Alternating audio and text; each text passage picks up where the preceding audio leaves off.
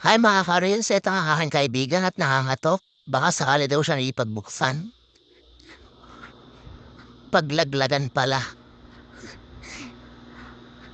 Nakita nga niya tong lace na ito at ayun, nalaglag na naman ano. Aba marunong ng tumeknik.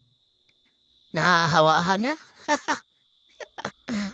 Titingin pa din daw siya at baka sakali daw, baka may malaglag. Yeah, ganyan lang ang gawain namin. No? Located lang to sa daan pauwi ng aming dorm.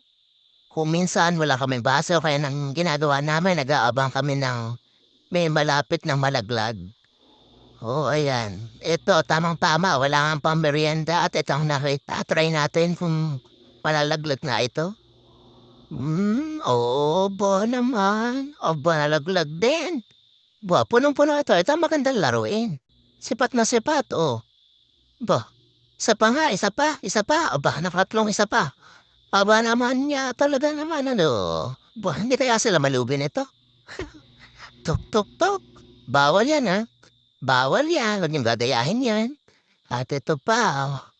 Ayan, kuhanin na nga natin. At mahal din ito sa 7-Eleven, ha? 20 o 30 NT to. Pwede na, di ba? Tigisa kami. Spicy flavor pa. Di ba? Thank you for watching.